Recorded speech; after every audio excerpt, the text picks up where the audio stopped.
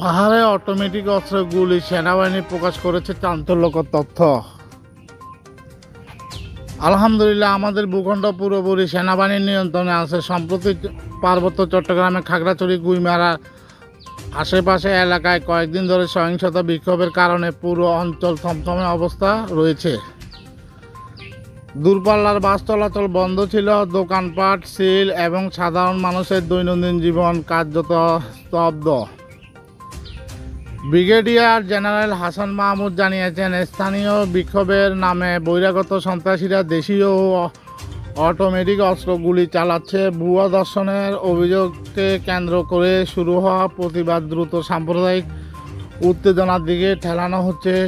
এই সহিংসতার পিছনে রয়েছে UPDF, People's Democratic Front, UPDF ও তাদের অঙ্গ সংগঠন, যারা ভারতীয় সহায়তায় দেশের অখণ্ডতার বিরুদ্ধে ষড়যন্ত্র লিপ্ত। সেনাবাহিনী নিশ্চিত করেছে তারা পরিস্থিতি নিয়ন্ত্রণ রাখতে সক্রিয় এবং সব প্রমাণ তাদের হাতে রয়েছে। বিগত সরকারের আমলে বিভিন্ন সময় দেওয়া কোটা ও সুবিধা মাধ্যমে পার্বত্য এলাকায় কিছু উগ্র রাজনৈতিক গোষ্ঠীকে মাথায় তুলে রাখা হয়েছে, যা এখন দেশের বিরুদ্ধে ষড়যন্ত্র পরিণত হয়েছে। তাই সময় মতো পদক্ষেপ গ্রহণ না করলে দেশের সার্বভৌমত্ব বিপন্ন হওয়ার সম্ভাবনা রয়েছে।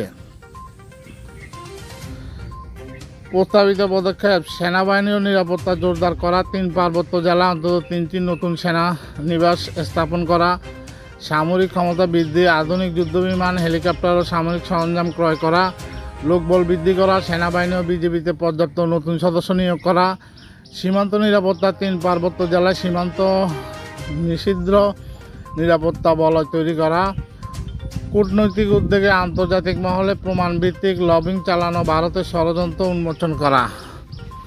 পরিস্থিতি এখনও নিয়ন্ত্রণে আছে। সেনাবাহিনী, বিজিবি ও পুলিশ নিয়মিত টহল চালাচ্ছে। খাগড়াছড়ি সদর ও গুইমারা উপজেলা 144 ধারা জারি ছিল, এখন অনেকটা শিথিল করা হয়েছে। সাধারণ মানুষকে সুরক্ষিত রাখতে প্রশাসন সর্বোচ্চ সতর্কতা অবলম্বন করছে। পাহাড়িদের যারা ঘরবাড়ি আগুন পুড়িয়ে দিয়েছে তাদের আর্থিক ক্ষতিপূরণ দেওয়া হয়েছে। সেনাবাহিনী ও সরকার দেশের সার্বভৌমত্ব রক্ষা করতে দৃষ্ট পদক্ষেপ গ্রহণ প্রস্তুত। আমাদের দায়িত্ব দেশের প্রতি দায়বদ্ধতা ও সচেতনতার মাধ্যমে পার্বত্য চট্টগ্রামে স্থায়ী শান্তি প্রতিষ্ঠা করা। আমাদের প্রিয় দেশ মাতৃকা যাতে অখণ্ড নিরাপদ থাকে সেটা সবার অগ্রাধিকার দেওয়া উচিত। দেশ বিদেশের সকল খবর জানতে আমাদের চ্যানেলটি সাবস্ক্রাইব করবেন, আর যদি পেজ থেকে দেখে থাকেন তাহলে পেজটি ফলো দিয়ে দিবেন। যেখানে অন্যায় অবিচার দেখবেন সবাই মিলেমিশে প্রতিহত করবেন। আজকের মতো এখানে বিদায় নিচ্ছি। আল্লাহ হাফেজ।